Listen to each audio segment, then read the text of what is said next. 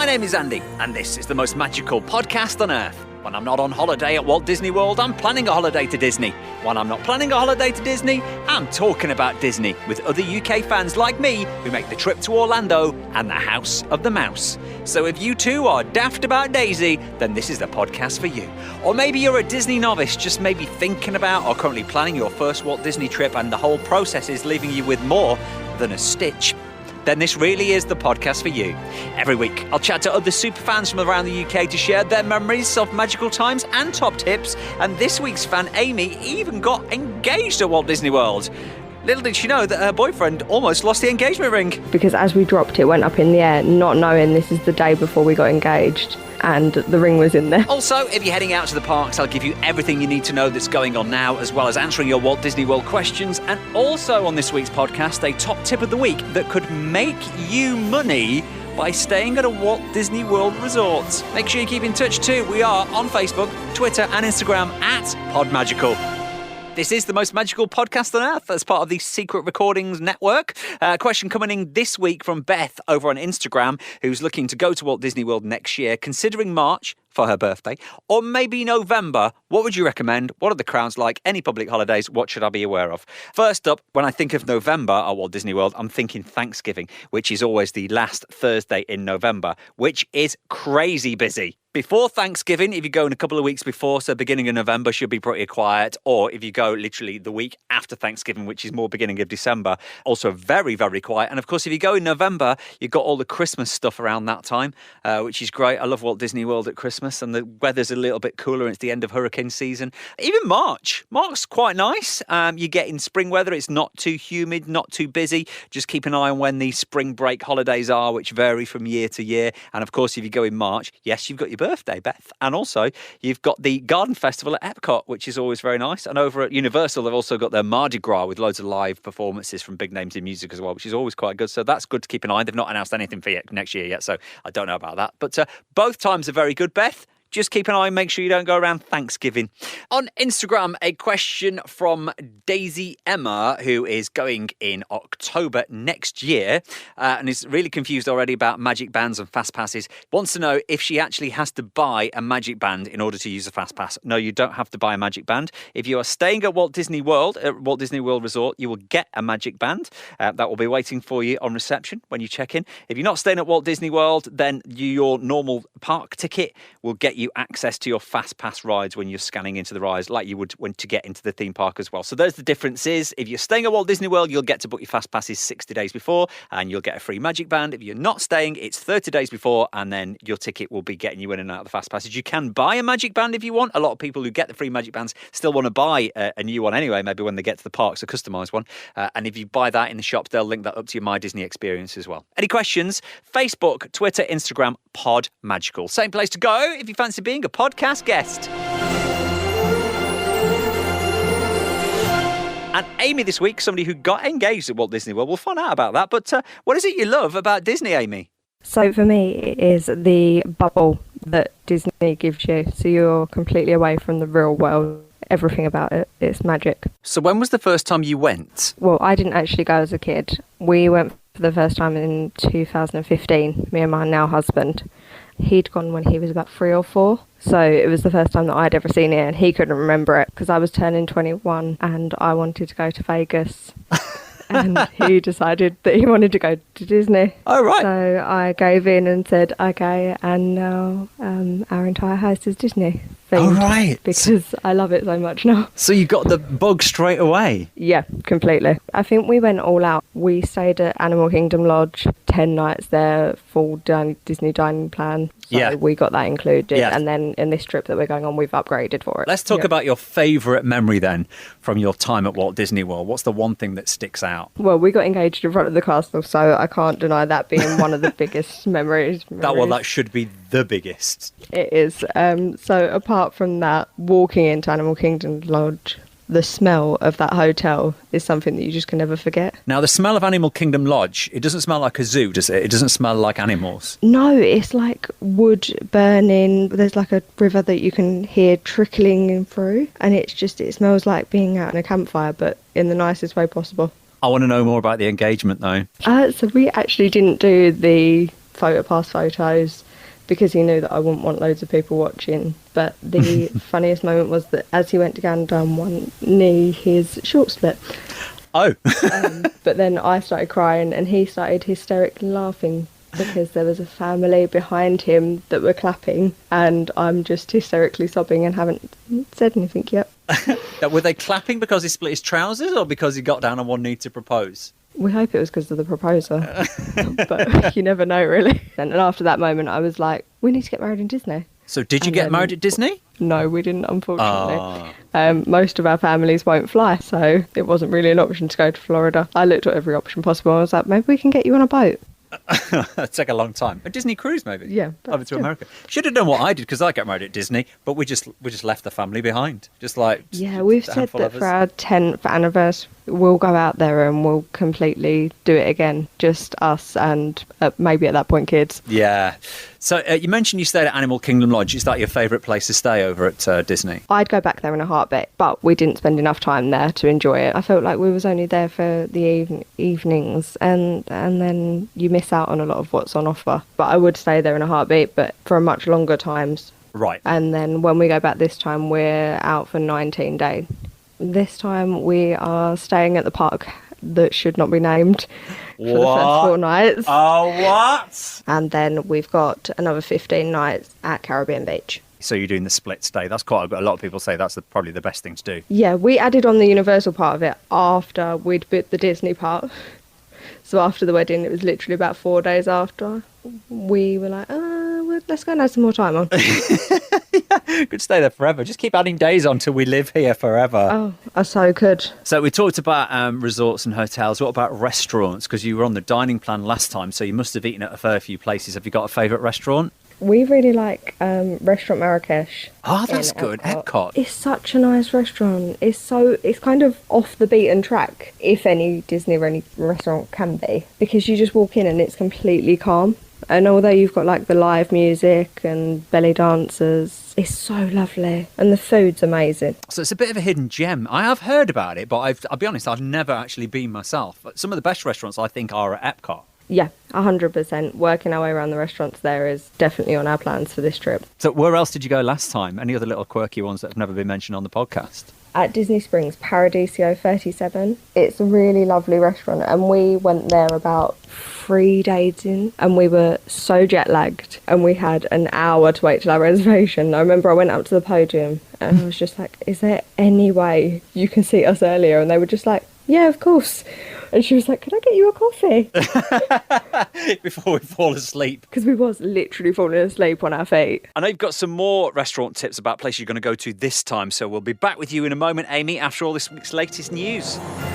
And obviously one of the big stories this week in terms of going on holiday to Orlando was the collapse of Thomas Cook earlier on this week. So just to mention that, just to let you know that we are thinking about you. If you've been affected by that, maybe you're a member of staff who's facing losing the job, or maybe your holiday plans are all up in the air.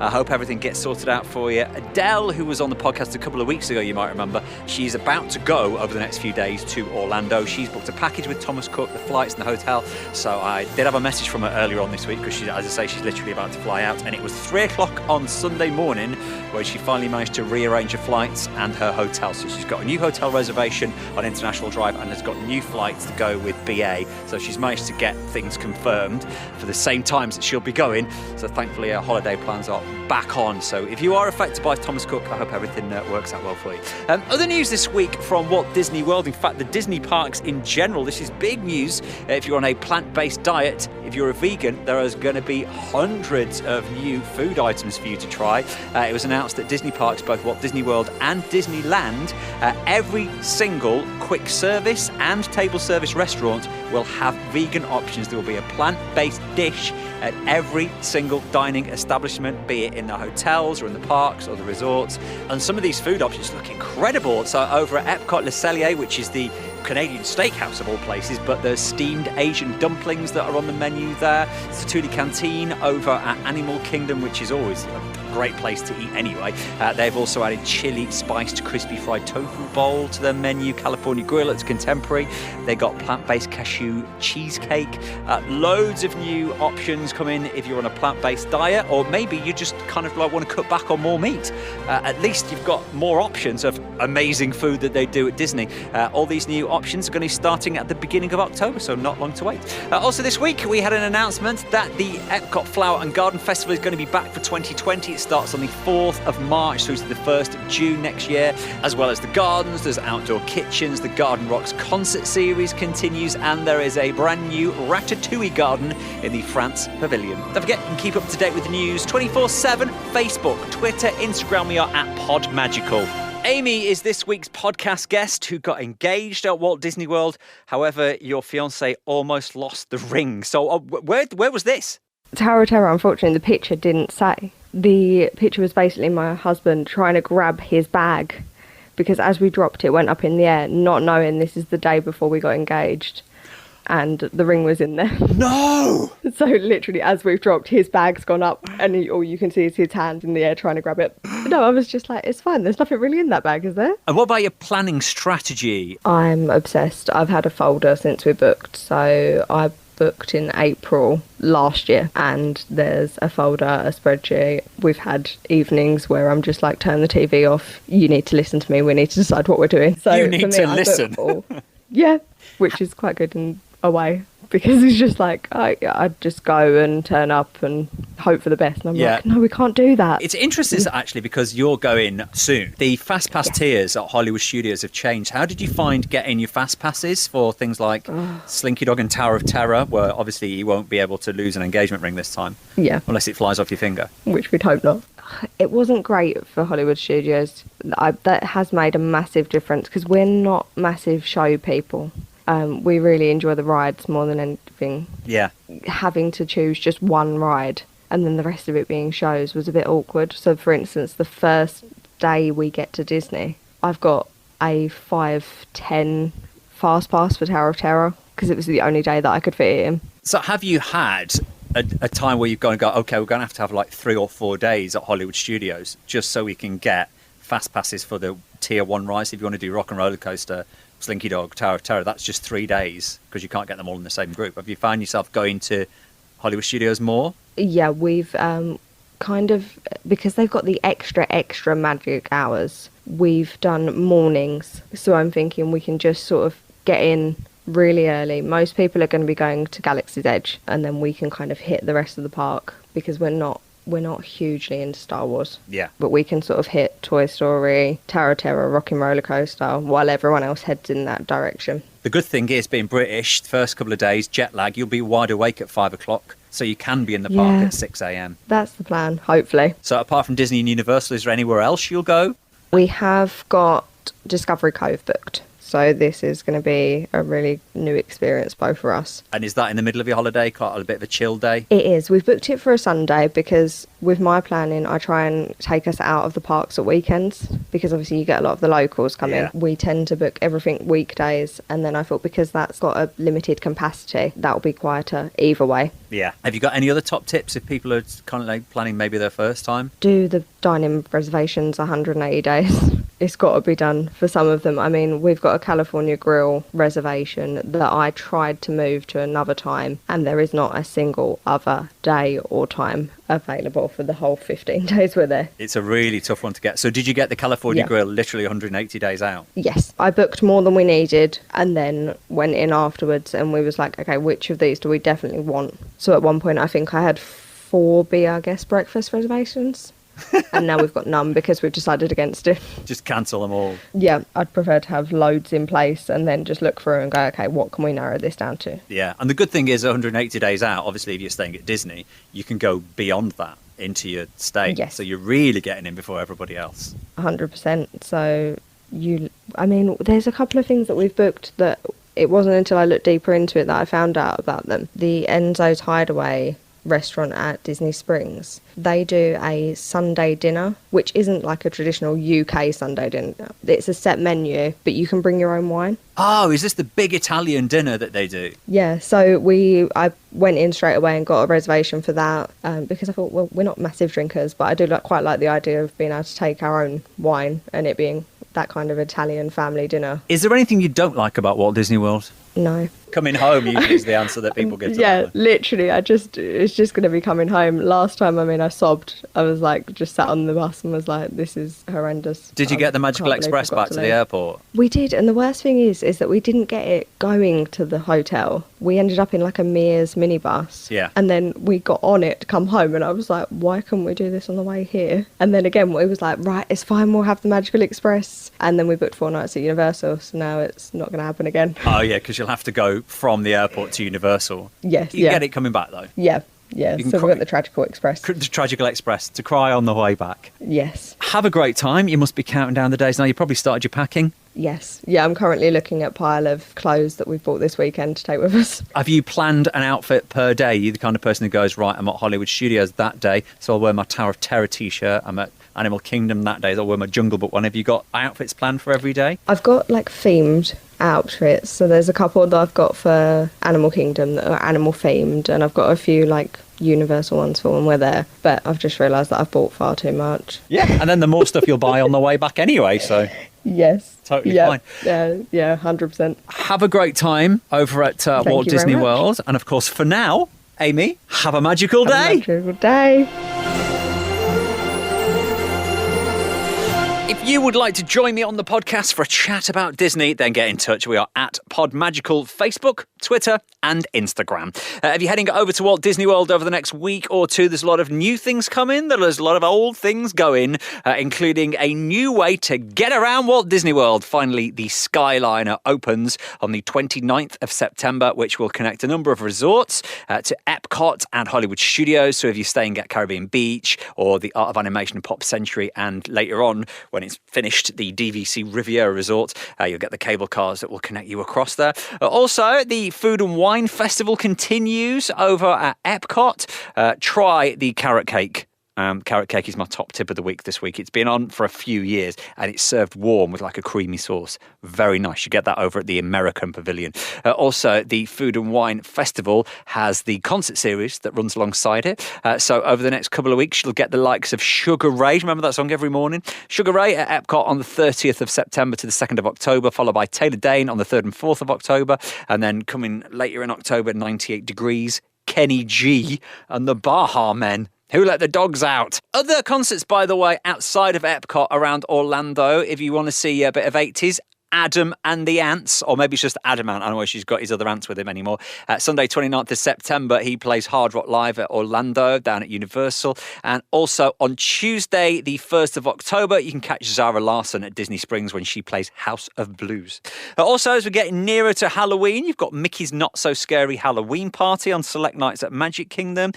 Over at Universal, you've got Halloween Horror Nights, which is more terrifying. If you're a real horror lover and you don't mind jumping out of your skin, then that is happening over at Universal. They've also got at Islands of Adventure, they've got a new Dark Arts Hogwarts Castle show that's projected onto Hogwarts Castle at Islands of Adventure. It started now. It's on select nights through to November the 15th. But of course, the big thing that happens this week is the end of Epcot's Illuminations fireworks. Illuminations Reflections of Earth, after almost 20 years, takes its final bow on September the 30th. It's going to be very crowded around World Showcase Lagoon. And then the following night, a brand new firework display to look forward to, Epcot Forever, which just looks just as fantastic. Don't forget, if you are going to the parks, tag us in your photographs, Facebook, Twitter, Instagram, tag and brag. We are at Podmagical. And its top tip of the week this week could earn you a little bit of money if you're staying on property at Walt Disney World. Yeah, you can even get a Disney gift card by not having mousekeeping. So mousekeeping is what Disney call housekeeping. They'll come in and they'll do your beds and they'll change your towels and empty the bins and things like that. You don't have to have it. When you check into your resort, now this is only select resorts. I think it's moderate and value and only select ones at that. But if you say, look, we don't want mousekeeping, instead of having that, you'll get a Disney gift card, which gets you $10 from the second night of your stay. So if you're staying for 10 nights, you'll get a $90 gift card at the end of your stay. If you do still want things like clean towels, then you just phone down and they'll bring them up for you. But if you want to save a little bit of money or get that Disney gift card credited onto your room, just say we're interested in not having mousekeeping when you check in, and they'll sort the rest out for you. Don't forget, if you are on Apple Podcasts, we would love a 5-star review. Exclusive Most Magical Podcast on Earth stickers could be coming your way if you leave us a 5-star review and I mention your name on the podcast one Friday. This week, Disney Ree, who's sent a message just catching up on all the episodes I've missed while I've been on holiday. Just got back from visiting the park. This is a long message, by the way. Just got back from visiting the parks in Hong Kong and Tokyo for the first time. Jealous. And now I've got the Disney blues. Oh, there's nothing worse than the Disney blues. Your podcast is keeping me going until we go next time to Walt Disney World next year for my honeymoon. We haven't been since 2007, but listening to the podcast and planning the honeymoon is getting me so excited to go back. Keep up the good work. Thank you for your 5-star review, Disney Ree. Don't forget, if you leave us a 5-star review, could get some stickers coming your way. Disney Ree, send me a message. We'll get those stickers sent out for you. And make sure, if you are listening on Apple Podcasts and also on Spotify, you hit that subscribe button. Yes, we have regular podcasts coming every Friday, but some other ones in between. So make sure you subscribe so you don't miss anything. Just do it now. Hit that subscribe button. And until next time, please stand clear of the doors.